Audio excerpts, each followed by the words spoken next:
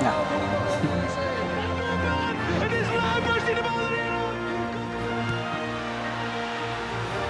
De omhelzing tussen schoonvader en schoonzoon.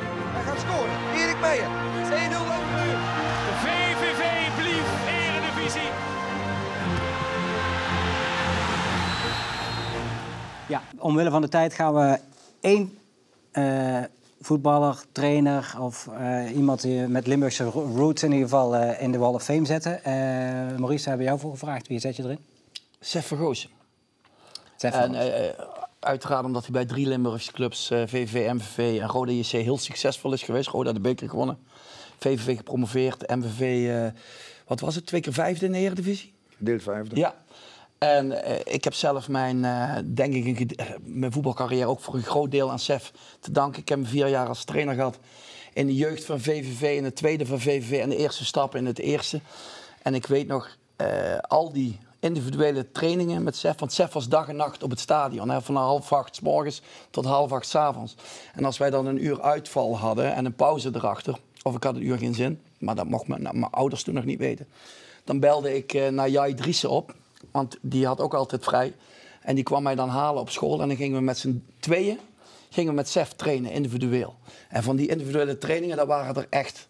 Dat was 2, 3 keer in de week dat we dat deden. Daar heb ik zoveel van geleerd. Ik weet zeker dat is de basis geweest voor mijn carrière als profvoetballer. Ik ben even wat korter. Hij heeft mij 5 jaar in de Eredivisie gehad als semi-prof, als enige. Zo knap. Ja. En getolereerd. Ja. Dat laatste is En nog knapper. En gewaardeerd. Ja, dus iedereen trainde 2 keer en ik niet. Ja, en natuurlijk ook internationaal, hè? Kampioen met PSV en met Genk. Ja. Hij is ook nog belangrijk voor jou in je carrière als Ja, hij is nog raadgever. betrokken bij de club, adviseur van de Raad van Commissarissen. En ja, weet je, uiteindelijk heeft hij natuurlijk op deze leeftijd in zijn privé, maar ook op voetbalgebied alles al meegemaakt. Dus een fijne klankbord kan ik me niet wensen. Ja, precies. Hoe ziet dat eruit? Jullie gaan bij elkaar op bezoek of zo? Of hoe werkt dat? Ja, dat zou kunnen. Of hij komt op het stadion. Maar ik ben daar ook welkom bij hem thuis. Dus dat is hartstikke prettig. Ja. Even het overzicht van de Hall of Fame moeten we nog even laten zien. Oh. Daar zit Sef Vergoosen dus vanaf vandaag natuurlijk zijn plekje bij. Met snor in dit geval nog. Ja, precies.